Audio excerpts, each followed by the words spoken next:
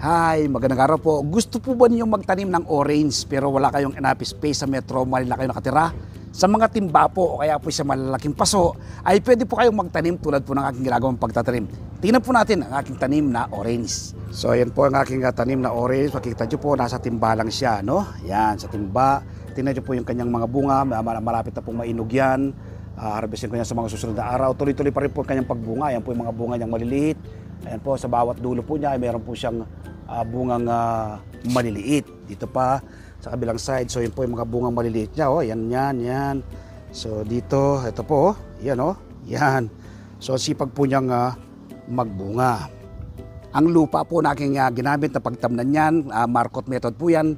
60% buwag na lupa, 20% ay vermicast, paunang pataba, at another 20% ay carbonized trisal o coco peat. Gayain nyo po yung aking ginagawang pagtatanim. Salamat po.